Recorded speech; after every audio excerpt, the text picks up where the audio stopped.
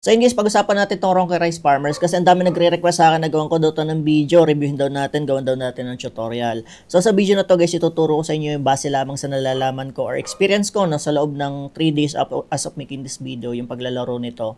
And yeah, kaklaruhin ko lang sa inyo, wala pong sponsored sa video na to, wala pong nagbabayad sa akin para gawin tong video na to. Ginagawa ko to para sa mga taong nagbabalak pa lang pumasok dito, worth it ba to o hindi, legit ba to o hindi. Hihimayin natin yan dito sa video na to at paano nga ba makapag-umpisa dito. So without further ado, let's go.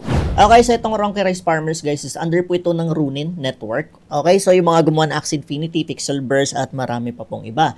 So para sa akin, legit naman po itong project na to. Hindi to magrarag pull or something na bigla na lang mawawala. So kaklaruhin din lang din natin na itong game na to is hindi po siya parang lifetime. Parang as far as I know guys, 69 days lang siya magra-run, then magsha-shutdown na siya. Tapos magla-launch ulit sila ng another game or product na magkakaroon ng purpose, yung Rise. So, paano ba kumikita dito? So, basically guys, auto na siya. Wala ka nang gagawin pag nakabili ka na ng farm or land. Nakabili ka na ng farmers. Wala ka nang gagawin dyan guys. Automatic farm na siya kahit output na siya kahit mag-maintenance tuloy-tuloy na nagfa-farm. So, isa lang pala ang gagawin natin dito is mag-claim. Ayan, magki-claim lang tayo ng rice. Kapag nag-claim kayo ng rice dito, hindi po kayo ma-jail. Meron kasi dito tinatawag na jet jail guys. Okay, so ito yung dahilan kung bakit hindi basta nabagsak yung value ng token nila or yung rice token nila. So kung alam nyo Axie Infinity, pwede nyo ihalimbawa yung rice sa SLP. Okay, pero ang kagandahan kasi dito sa rice is yung supply nila is 20 million lang. Yung SLP kasi dati sa Axie Infinity, infinite yung supply ng SLP. So dito 20 million lang, napakababa po niyan. Okay? Kaya ang bilis din tumataas ng value ng rice. So for example yan, tulad yan guys, nakapag-claim na ako ng 857 rice. Ngayon meron na akong pwedeng i-claim na 1,326. Click nyo lang po yung claim. Ayan, papasok na yan sa mismong in-game. And after 5 hours, may cooldown tayo. Pagkatapos sa 5 hours, saka ka lang ulit makakapag-claim. Saan napupunta yung rice na yan? Dito po yung napupunta sa resources natin. Ayan. So as of now guys, meron na tayong 2,183.78 rice. Magkano yan sa peso? Punta tayo sa calculator guys. Ayan. So as of now guys, sa rate ng rice, 19 pesos ang isa. 42,000 na po yung na-farm ko sa loob lamang ng 3 days. So, ang laki, diba? So, ang tanong, magkano ang inilabas mo dito, Eraldo, para makakuha ka ng ganyang kalaking farm per day? Eh, magraran pa yung game ngayon as of recording this video, parang 40 days pa or 50 days pa magraran yung game. So, meron tayo dito tinatawag na epoch or epic, no? Hanggang 4. So, ngayon guys, malapit na matapos yung 1. Hanggang 4 pa siya, meaning to say, matagal-tagal pa po yan. So, matotal, matatapos yung game ng October 12 this year, 2025.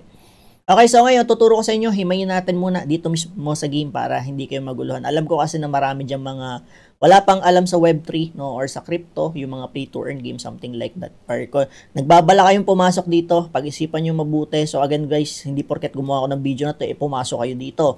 I-explain ko sa inyo paano to gumagana, ulitin ko, at ano yung mga purpose, paano kumita, ano yung mga kailangan nyo. Okay? Okay, dito sa right side, meron tayong plots or plots.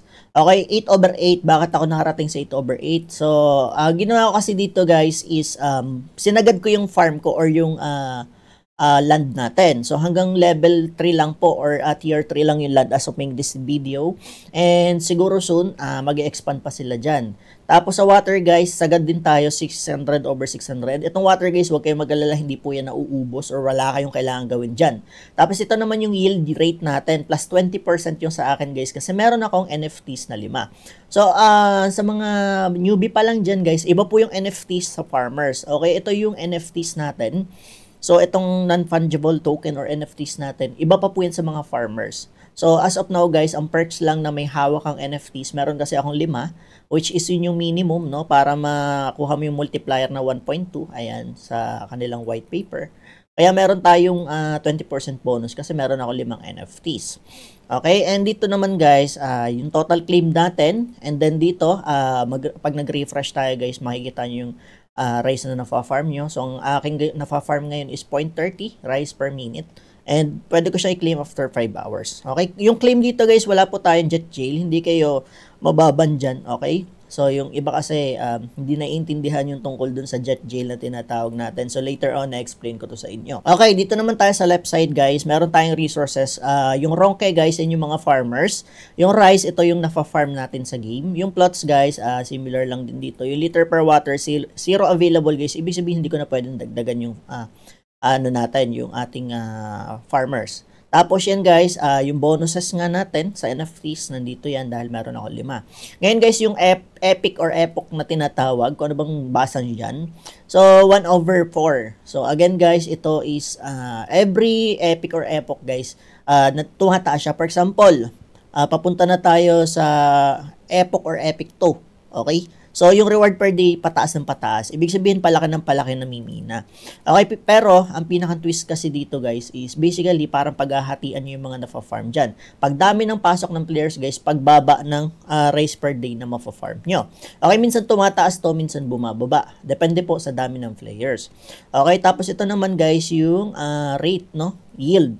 And ito yung percentage of the total network farming. Tapos, yung rate niya, no? Network yield rate.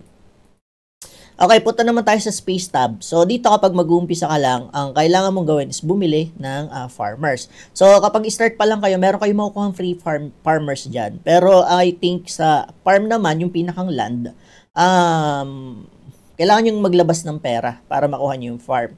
Since ako guys, nasa max na, level 3, wala na talaga, hanggang dyan na lang yan. So, kapag mag-uumpisa pa lang kayo, I think yung parang land or farm, may bayad talaga. Okay? Tapos yung farmer guys, for example, kung bumili kayo ng level 1 farm or tier 1, may makukuha naman kayong isa. Ito guys, klaruhin ko lang din sa inyo para hindi kayo ma-mislead, no? Hindi porket bumili kayo ng farm, bibili na agad kayo ng legendary farmers. I think meron tong usage, no? For example, si legendary farmer at saka si master, magagamit mo lang siya sa tier 3 farm or level 3 farm. So, wag kayo basta magbibili, aralin nyo muna, pumasok kayo sa Discord, no? Katulad nito, guys, meron naman ditong setup na guide. Ayan, so tier 1 farm, ito yung mga kailangan nyo i-set up para ma-maximize yung water nyo. Ayan, tier 2, ako kasi guys, nasa tier 3 ako. So, ang binili ko is legendary farmer, 2, tapos 6 ng master farmer. And ito na nga yan, guys, kung mapapansin nyo, yung water usage is na-maximize natin or na-maximum natin. Okay? So, dito lang yan guys, okay? Punta tayo sa bank. Ito yung pinaka-importante kapag mag-uumpisa kayo sa game. Again, kailangan nyo po ng Ronin wallet kapag mag-start kayo sa game. Okay? At mag-ingat kayo sa mga wallet address, no? Or mga contract address. So, dito nyo makikita sa Discord guys yung official contract address ng Rice at saka ng Ronke. Okay, kasi yung Ronke guys, kailangan nyo to kapag bibili kayo ng land. Yung Rice naman na token, kailangan nyo yun kapag bibili kayo ng farmers. Okay, for example guys, gusto nyo sumali dito, mag-participate dito, matigas ang mukha nyo no? Talagang maglo-loan kayo, mangungutang kayo, itigil nyo yan. Dami ko nababasa na nag-loan pa, nangutang pa, para lang makapasok dito sa hype. Huwag nyo gawin yan guys, please lang, dyan masisira ang buhay nyo. Okay, so ito for example, meron tayong mga tropa dyan na talagang gagamit ng pera na willing mawala. Sabi nga nila, only use the money that you can afford to lose, no? Kung papasok kayo dito, ngayon pa lang sinasabi ko, mataas na yung risk. Okay? Katulad yan guys, tumaas yung value ng rice sa 40. Biglang bumaba siya, di ba? So, ang dami na ipit sa 40 kasi parang sobrang hype na hype yung mga community, di ba? Yung mga ibang tao, makasabay lang, something like that. Okay, paano bumili? Ang gagawin nyo guys is, for example, bili kayo sa Binance ng RON token. Okay, itong RON, bili kayo niyan. Tapos, transfer nyo sa Ronin wallet nyo. And then, swap nyo lang siya. For example, swap nyo yan sa Ronke, no? So, swap nyo sa Ronke kapag bibili kayo ng land. Ayan, so, yan, ayaw gumana kasi hindi ko alam kung bakit. Ngayon, for example, swap ulit natin RON. Ayan, so may problema ang Ronin wallet natin ngayon. Hindi ko rin alam kung bakit. So, ganun lang guys. And make it sure guys na gagamitin yung contract address ito. For example guys, Rice, hindi pa yung naka-add sa RON wallet nyo. Punta kayo sa RON wallet nyo. Ayan, manage token, tapos plus, add nyo guys, custom. Paste nyo yung wallet address and lalabas dito yan. Mag-update dito yung Rice, tapos decimal niya.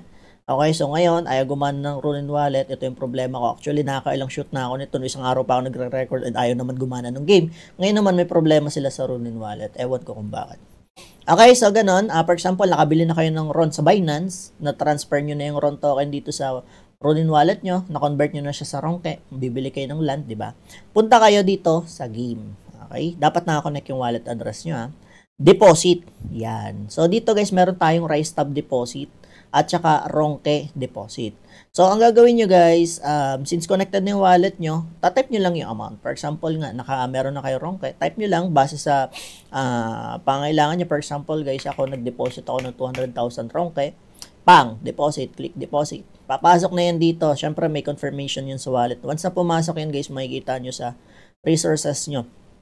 Sa bank pala, sorry, at saka sa dito sa deposit. Magre-reflect yan dito. Okay? Ayan. So, bili kayo ng farm. Oh, bili kayo ng farm. Matigas ang mukha nyo eh. Diba? Sabay kayo sa hype eh. Bili kayo ng farm. Pak, bili kayo. Tapos, sunod yan, makabili kayo. Magsisync yung data. Tapos, next level, pwede nyo upgrade. So, klaruhin ko lang guys na hindi nyo po pwedeng i-bypass yan na bibili agad kayo ng level 3. Hindi po, dadaan muna kayo sa level 1, level 2, and level 3. Okay? So, Ronke ang kailangan natin para makabili ng land. So, ngayon naman guys, bibili naman kayo ng farmers. Matigas ang mukha nyo eh, di ba? Sabay tayo sa hype eh. O, bili kayo sa Ron. Transfer sa Ronin wallet. Swap naman sa Rise. Okay, swap nyo naman yan sa Rise. Ayan, swap nyo sa Rise. For example, may 67 na ron tayo. Ayan, swap nyo lang yan sa Rise guys. Magre-reflect naman yan kung ilang Rise. Tandaan nyo guys na ang value po ng RON at Rise paiba-iba po yan. As of making this video, ito yung value niya. So, ayan. So, baka mamaya pumasok kayo, lipad na naman yung pataas. Diba? For example, as of making this video, refresh natin. Ang value po ng Rise is 19 pesos. Ang value ng Ronke is 0.13 pesos. So, tandaan nyo na sa crypto space po, paiba-iba ang presyo niya. Hindi porket gumawa ako sa video na to na ganyan ang value, dapat ganyan din sa inyo. Hindi po. Okay, so again, pambili ng land, Ronke ang kailangan nyo. Ayan, Ronke tab. Tapos, pambili ng farmers, Rise ang kailangan nyo. Okay? So, pwede ba nating ipambili yung rice na na-farm natin ng farmers? For example, di ko na kayang bumili ng farmers kasi wala na akong budget pero may space pa ako sa flat. For example, bakante tong 4 na to, no? Pwede po. Yes, for example, na-claim. Tulad yan, meron akong 2,183 na rice. Pwede ko po yung ipambili ng farm kung gusto ko. Okay, for example, bibiling ko yan. Pwede po. Yan. Kahit hindi na kayo mag-top up or exchange pa ng pera into rice. As long as may rice kayo in-game, ayan, makikita nyo naman dito, pwede nyo po ipambili yan, ipang-upgrade ng farmers nyo. Okay? So, sana klaro to sa inyo guys. Kapag meron tayong nakalimutang i-mention sa video na to, comment down below, iisa-isahin natin yan. So, ngayon guys, punta tayo sa kanilang white paper. Okay? So, ito yung importante guys, no? Yung kanilang rice paper kung tawagin. Napakasimple lang po kasi nung game na to kasi hindi naman siya habang buhay katulad ng Axie. 69 days lang daw magraran yung game nila. Okay, kung mapapansin natin dito, hanggang L3. Okay? Yung hanggang L5 pala, sorry. Hanggang L5. So, for sure guys, in the future, may balak pa silang gawin dito, either sa Season 2, di ba? Ng game, magkakaroon na tayo ng L4 at L5 at saka sa farmers. Okay, so makikita naman natin yan dito sa kanilang rice paper or white paper. Okay, so pag-usapan natin yung jet jail system. So dito guys, bakit nagtataka kayo bakit may jet jail system? Actually guys, na para sa akin, pabor sa akin yan. Para hindi bumagsak yung token. So yun yung kasing parang natuto sila eh. Siyempre, under ng Ronin to, alam na nila yung possible na mangyari, no, katulad ng Axie Infinity. Actually, pabor na pabor tong jet jail system na to. Okay, punta tayo dito sa kanilang Discord. So, pag-usapan na natin tong jet jail system. Ito pala, pakita ko sa inyo tong calculator. Asan na ba yung calculator natin? Ito nga pala website na to is sa kanila din, no? For example, gusto nyo mag-invest, makikita nyo dito yung package. As of now guys, katulad nyo, ang tier 1, para makabuo kayo ng tier 1 package na farmers, 15,000 as of making this video, okay? Tier 2 package guys is 48 and tier 3 is 99. Actually, umabot pa to ng 170k eh, nung nag-pick yung rice sa 40. Okay? Ayan. So, ito yung calculator. Itong link na to, lalagay ko lahat sa comment section below. Okay? Pwede kayo mag-base dito as the time of recording this video kasi ito yung current value niya. Pero tandaan nyo magbabago-bagin. Pero this help a lot. Makakatulong to sa inyo guys. Okay, kung ano yung land cost, yan, katulad yan, farmer cost. Kompleto na po yan guys, kompleto na yan. Ibig sabihin, package na to. Ito na yung setup na pinaka-maximum. Okay, punta tayo dito sa jet jail system nila. Ito yung importanteng dapat yung malaman. Hindi po kayo pwedeng mag-withdraw basta-basta dito. Katulad nito, meron ako 2,000 rice. Pwede ko siyang kunin, yes. Pwede ko siyang i-withdraw, pero meron tayong jet jail system na tinatawag. Ito yung magandang ginawa nila para sa akin. Sa iba, pangit to, pero para sa akin maganda to. Okay, let's say withdraw natin tong 2,000 rice. Okay, kasi perang-pera na yan eh. Magkano ba yan ngayon? Okay, 2,187. Perang-pera na yan, guys. Okay, paste natin. 42,000 agad. 3 days pa lang po ako naglalaro. Actually, hindi pa siya saktong 3 days. Parang 2 days and a half pa lang ako naglalaro. And ito na agad yung kinita natin. What for? Kung umabot siya ng 40 pesos, 'di ba? Katulad umabot siya ng 40. So nasa 80k po 'yan, no? Yan na agad yung value ng rice. Ganun siya ka lala. Okay. Okay, Eraldo, ang tanong, magkano ang ginastos mo diyan sa setup mo kasi may 5 ka pang NFTs? Okay, nung panahong napapansin ko na umiingay to, since under naman to ng Ronin, tiwala naman ako sa project na to kasi si Ronin po yung nasa likod ng game na to. Ito guys yung parang investment ko, 60k. Naglabas ako ng 60k kasi yan yung money that I can afford to lose. Sabi ko sa sarili ko, yung 60k na tataya ko yan, sugal. Kung matalo man ako dito, okay lang. Kung hindi, no problem. Okay, gumastos ako ng 60k guys. Ito yung ating breakdown. So, ito, personal ko to. Pasensya na kung masakit sa mata. Pero para sa akin kasi, personal ko naman to. Pinasilip ko sa inyo. Parang suma total guys, 60k. Hindi, basta overall 60k yan. Kasi bumili pa ako ng USDT. Kinonvert ko sa RON. Transfer ko sa Ronin. May mga gas fees pa tayo dyan. And may natira pa naman tayong $50. Tama ba? $50. Ay, may natira pa naman. So, hindi naman siya all out. So, matotal guys, meron ako 5 NFT. Nabili ko siya ng gantong halaga. Tapos, Ronke para sa land. Ito yung halaga niya. Tapos, yung farmers. Kompleto na to. As the time of recording this video, may date. Nag-start ako August 19. At saka, second day, 20. Kasi, nung time na to, panay and down ng server, hindi ako makapaglaro. Okay, so ito yung nagastos ko. And ngayon, as of recording this video guys, ito yung current price ng rice. Current price ng rice. Ito na po yung value niya ngayon ng asset ko. Okay, ng ating NFTs. Yan yung value ng NFTs ko at saka ng asset ko dito sa Ronke Rice Farmers. Kumbaga, nag times 2 na yung value ng asset ko. Okay, asset pa lang yan guys. Hindi pa po kasama yung na-farm ko na rice. Ito yung na-farm ko na rice as of recording this video. Kumbaga, pag pinagsama mo yan, assume natin na 3K, di ba? Ang lala. Okay, ang lala, di ba? Parang mapapansin, grabe ang laki Oh, 'di ba? Eh meron pa tayong epoch hanggang ano pa tayo, epic hanggang October pa 'yan, 'di ba? Eh ang dami pang pagdadaanan 'yan. So ano yung downside? Since ako willing ako mag-take ng risks, hindi ko alam kung ano mangyayari sa price ng rice. Sana hindi to ma-manipulate. Punta tayo sa tokenomics. Okay? Since 20 million lang yung supply ng token guys, pag naubos yan, tapos na siguro yung game. Diba? Kasi pag naubos na. Kasi yung 12 million dito, mineable. Yan yung para sa game. Ito yung namimina, 60% ng total supply. Yan yung mamimina mo sa game. Pero I think since prepared naman sila dito, talagang nagbe-maintenance sila. Bakit? Kasi dagsaan nga yung mga players, ang daming pumapasok, ginagawa naman nila ng paraan yan. Okay, balik tayo sa tokenomics. Ang labo ng kwento mo, Eraldo. Okay, so 12% yung mamimina at 12 million, sorry, tapos 60% ng total supply. Liquidity, ayan. Tapos yung investors, guys, meron kasing investors 20%. Ito kasi nakakatakot sa investors, guys, wala siyang vesting, okay? Hindi ko alam kung nakabenta na ba itong mga to or naka-hold pa rin. Magbebenta ba sila pag patapos na yung game or something like that, diba? Sa team naman wala tayong problema, 5% lang yan, tapos vested yan. Pag sinabing vested guys, hindi nila mabebenta yan lahat. For example, 12 months. Every 12 months, makukuha nila ng partial yung kanila, something like that. Advisors, 1% lang naman. Okay, medyo dito ako sa investors, 20% kasi ang laki. Okay, tapos yun nga, multiplier guys, kaya ako bumili ng 5 NFTs at umabot ng 60k yung gastos ko. Kasi yung multiplier ang hinabol ko, kung mapapansin nyo, may plus 20%. Ang laki niyan. Para sa akin. So, since ako, sumugal na ako sabi ko sa sarili ko, susugal na ako, sagadin ko na, 'di ba? Kasi yung NFTs para sa akin, guys, ng Ronin, napakaganda, maraming purpose yan. Nung binili ko to guys, nasa 80 RON pa lang ngayon. Ito na yung value niya, 'di ba? So, right on time pa naman ako para sa sarili ko. Right on time yung pasok ko.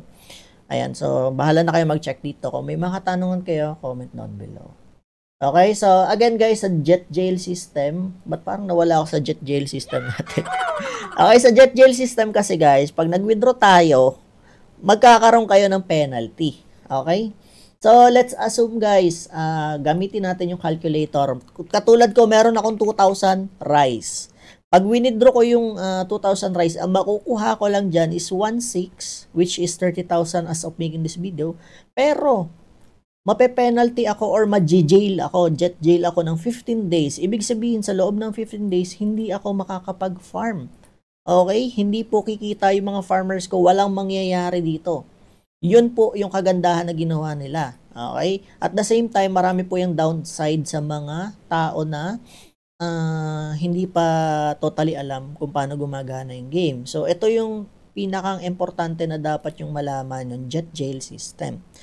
Okay? So, ito, gusto niyo naman ng medyo safe. Meron tayong 0.69%. Okay? For example, sa 2,000 rice ko, pwede ako mag-withdraw ng 13 lang. 13 rice per day, 5 times. Okay? So, 5 times, magkano yun? 13.60 times 5 per day, 68. So, pwede akong magkuha ng pa 13 rice lang. Tapos 5 beses sa isang araw base po sa dami ng rice ko.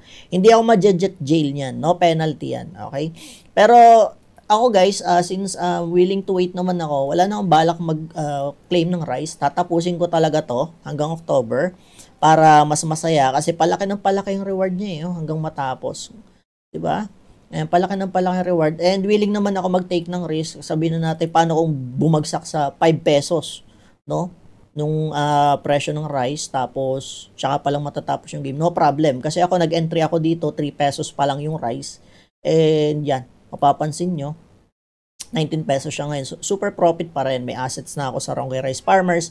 May NFTs na ako. Plus, may nafa-farm pa akong rice. So, para sa akin, win-win pa rin to.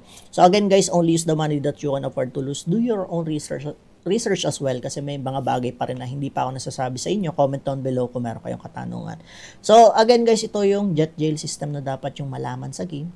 Again, kapag mag-withdraw kayo, depende sa dami ng percentage yan po yung penalty. Okay? Ayan, so for example, balik ulit tayo. Gusto niyo mag-withdraw na, meron kayong 5,000 rice, pero gusto niya lang kunin is 2,500. So, ganun pa din po yung kakalabasan ng computation niya. Okay? Ayan, basta for example, sa 100 rice, ang pwede mo lang kunin 0.68, di ba? Ayan, depende po sa dami ng rice nyo.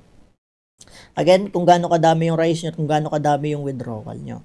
Okay? Ayan, sana klaro to sa inyo guys. For example nga, sa 1,000 rice, ang makukuha mo lang 800, penalty ka pa, hindi ka makaka-farm ng 15 days. And for example naman, 600 lang yung gusto yung kunin out of 1,000, penalty ka pa, tapos hindi mo na makukuha ng sagad, penalty ka pa ng 12 days.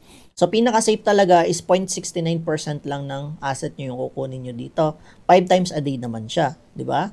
So, hindi na masama yun. So, for example, katulad ko, meron akong 2,000 rice nga. Kukunin ko is 0.68 times 5. So, pwede akong kumuha ng 34 rice per day, pero para sa akin talaga hindi ko nagagalawin yan. Okay, kasi parang may reward din yung mga players na hindi nagki-claim or wala pang claim. So, sana naging klaro to sa inyo guys. Yan po, ganyan gumagana yung game. So, again, hindi naman po siya rug pull.